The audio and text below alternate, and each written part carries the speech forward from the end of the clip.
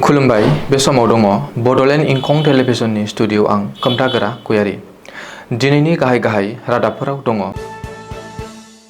थागिबिफोरनो हाबो नांगौ हाथियारबो नांगौ बुंदों गिबि मन्थ्रि। सिलचराव 2.5 कौटि रां बेसेननि गान्जाजों लोगोसे सासे हमजादों। आल्फा 1 आरो NSCN-YE आ सा सानजानि मोनब्रै रायजोआव उदांस्रि सान फालिथायखौ बयकट खालामदों। 19 नं थुरिबारि बियाबाव सा 300निबो बांसिन सुबुङा BPF दोलोआव गोरोबहैदों। राहुल गान्धी, प्रियंका गान्धीजों लोगोसेनो कंग्रेसनि गोबांसा दैदेनगिरिखौ पुलिसआ हमदों। अपारेशन फेल्कननि जाफुंसारनाय सा 42 सुरां सिखारिखौ खाबाय। लामा जाब्रबथायाव ई-रिक्सा ड्राइभारनि जिउ खहा। दानिया फैदिनि आबुं रादाबाव।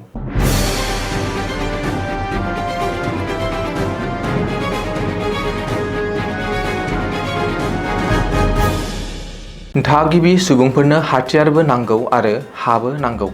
हाथियार होनायनि सायाव गिबि मन्थ्रि डक्टर हिमन्त बिश्व शर्माया फिनजाथाय होनानै बे बाथ्राखौ बुंदों।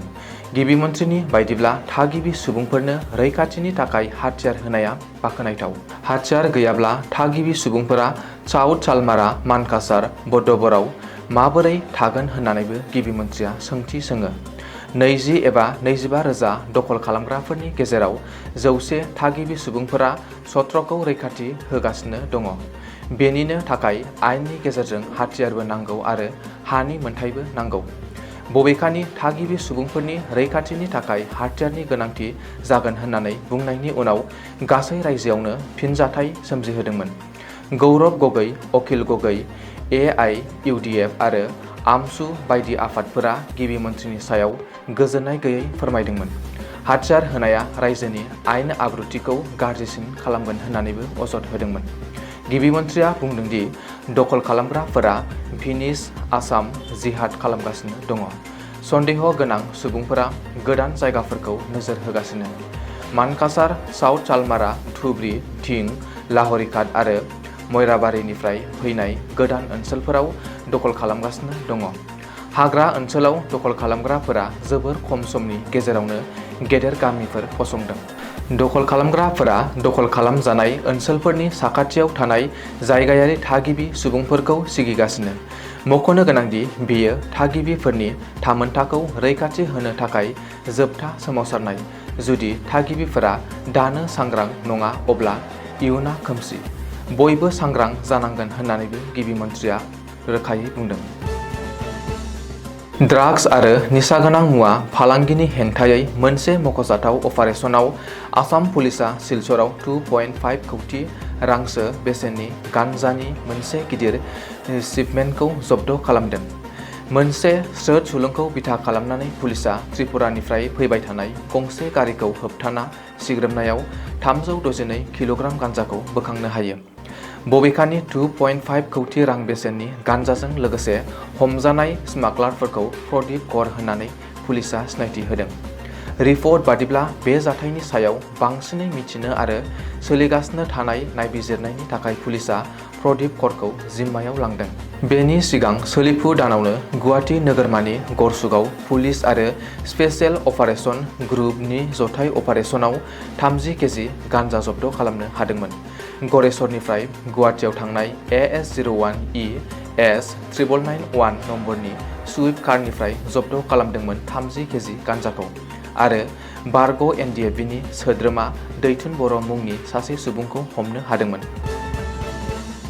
होबथानानै दोनजानाय united liberation front of Assam आरो national socialist council of Nagaland इयुं आं हानजाया सा-सानजा ओनसोलनि सुबुंफोरखौ 15 आगस्टआव भारतनि उदांस्रि सान फालिथायाव बाहागो लानायनिफ्राय गोजानाव थानो खावलायनानै मोनसे जथाय बिबुंसार होदों। बेजों लोगोसे आसामखौ लानानै सा-सानजा ओनसोलनि मोनब्रै रायजो फारियै अरुणाचल प्रदेश, मणिपुर आरो नागालेन्डआव हादरनि उदांस्रि सान फालिनायखौ बयकट खालामनो फोसावदों।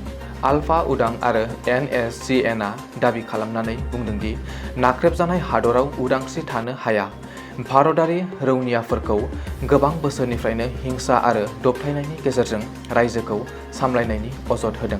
मख'नो गोनांदि सा सानजानि मोननै उदखारि आफाद आल्फा उदां आरो NSCNआ गावसोरनि हाथियार लानानै सोरखारजों जुजिनायखौ गावखौ रैखाथि होनाय एबा सेल्फ डिफेन्स आरो भारत सोरखारनि गादबनायनि हेंथायै जांख्रिखांनाय होननानै बुंदों। फैगौ BTC बिसायख'थिनि सिगां हाग्रामा महिलारिजों दैदेनजानाय BPF दोलोआव गुबुन गुबुन राजनीतिक हानजानिफ्राय गोरोबनाया आथिखालाव सोलिगासिनो दङ। माइनरिटि सेल BPFनि आफादगिरि सुल्तान आलमनि नुजाथिनायाव 19 नं थुरिबारि ब्लक BPFनि सिङाव थानाय आलुकुन्दा प्राइमारियाव रबिबारखालि मोनाबिलि समाव 300निबो बांसिन UPPL आरो गुबुन गुबुन राजनीतिक दोलोनि मददगिरिफोरा BPF दोलोआव हाबफैदों। माइनरिटि सेल BPFनि गाहाय नेहाथारि गजिबर रहमान, बिजनी जिल्ला BPFनि आफादगिरि रबिराम काक्लारि, बिजनी जिल्ला माइनरिटि सेलनि गाहाय नेहाथारि जिलानुर रहमान, थुरिबारि ब्लक BPFनि आफादगिरि सन्तराम बसुमतारी, थुरिबारि बियाब BPFनि बिजाथि बिनायसा सेन्टु सक्लादार आरो गोबां गुबुन दैदेनगिरिफोरा बे जयनिं हाबाफारियाव बाहागो लादोंमोन। राजथावनि दिल्लीयाव दुंहाव थासारि। राहुल गान्धी, प्रियंका गान्धीजों लोगोसे गोबांसा कंग्रेस दैदेनगिरिफोरखौ दिल्ली पुलिसआ हमनाय खौराङा सोराङाव फैदों। राहुल गान्धीजों लोगोसे कंग्रेसनि दैदेनगिरिफोरखौ दिल्ली पुलिसआ बोयै बासाव दैखांना लाना थाङो। बिसायख'थि आय'गनि हेंथायै भट खावनायनि अजद होनानै सोमावसारनो थांनाय समावनो राहुल गान्धी, प्रियंका गान्धीजों लोगोसे कंग्रेसनि दैदेनगिरिफोरखौ पुलिसआ हमदों। सुलुङाव फोरमायथिनाय बायदिब्ला राहुल गान्धीआ सिगाङावनो अजद होनाय बिसायख'थि आय'गआ भट खावनायनि हेंथायै कंग्रेसआ दिनै दिल्लीयाव आन्दलन खालामनानै सोमावग्लुंदों। संसद भवननिफ्राय इन्डियान ब्लकनि बिसायख'थि आय'गनि मावख'सिम कंग्रेसआ सोमावसारनाय हाबाफारि बानजायदोंमोन। बे समावनो पुलिसआ राहुल गान्धी, प्रियंका गान्धी, सन्जय राउतजों लोगोसेनो गुबुन दैदेनगिरिफोरखौ हमदों। ओरैहाय बे सोमावसारनाया संबिजिरखौ बासायनो नाजानायनि जुजिनाय, बेनिखायनो गोग्गो आरो गेबें भटार लिस्ट नांगौ होननानै खौरांगिरिनि सिगाङाव बुङो राहुल गान्धीआ। आसामा गं थसेयारि गान्दानि हा। गं थसेयारि गान्दाफोरखौ मैहुर खालामनायखौ फोजोबनो थाखाय आसाम सोरखारा अपारेशन फेलकनखौ जागायनाय जादोंमोन। आसाम पुलिस आरो हाग्रा बिफाननि गेजेराव बे हेफाजाबारि नाजानायनि मुंखौ अपारेशन फेलकन दोननाय जादोंमोन। मोननै गान्दाखौ बुथारनायनि उनाव मोननैबो बिफाना जुथायै खामानियाव फैदोंमोन। अपारेशन फेलकनआ मैहुर खालामनायनि हेंथायै मावखान्थिफोरखौ फिन सानफिननो थुलुंगा होदोंमोन। अपारेशन फेलकनखौ 2024 मायथाइयाव मैहुर खालामग्राफोरनि हेंथायै जागायजेननाय जादोंमोन। रिपर्ट बादिब्ला गासैबो मोननो हानाय आगजुफोरखौ बाहायनानै सुरां सिखारिफोरखौ होसोनो लाहार फाहार खालामनाय जादोंमोन।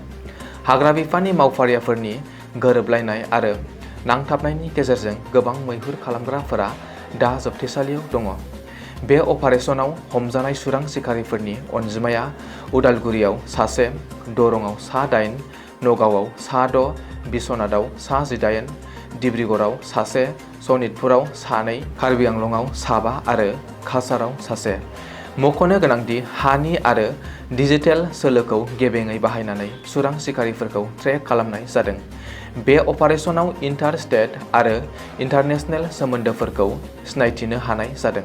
बेनि गेजेरावनो म्यानमारनि जोहै आयेन बेरेखा 6 सुरां सिखारिफोरखौ सिनायथिनो हादों। बेजों लोगोसे सुरां सिखारिफोरा गान्दा सिखार खालामनायनि मोनगु नाजानायखौ होबथानो हादों। सयगावआव रबिबारखालि मोनसे गिख्रंथाव लामा जाब्रबथाय सोमजिनायनि जाहोनाव सयगाव LACनि सिङाव थानाय टेकेनाबारिनि इलियास आली मुंनि 24 बोसोर लाइमोना जिउ खहा जायो। मिन्थिनो हानाय बादिब्ला बे लामा जाब्रबथाया इ-रिक्सा आरो गंसे डाम्पारनि गेजेराव जादोंमोन। इलियास आलीआ गावनि इ-रिक्साखौ NH-17नि सेराव फाहामगासिनो थानाय समावनो गुवाहाटीनिफ्राय बक'फारसे थांनाय गंसे डाम्पारा बिखौ सौख्रांफैदोंमोन, जायनि जाहोनाव इलियासआ जायगायावनो जिउ खोमानांदोंमोन। बेराफारसेथिं जायगानि थागिरिफोरा अजद दिखांनाय बादिब्ला बे लामाजों डाम्पार गारिफोरा गले गले गोबां गोख्रैथियै गारिखौ सालायलाङो, जायनि जाहोनाव बैफोरबायदि गोबां जाब्रबथाय जानायनि जिंगाखौ नुनो मोन्दों। बे जाब्रबथायाव लोब्बा थानाय डाम्पारनि नम्बरखौ AS01RC3803 होननानै सिनायथिदों।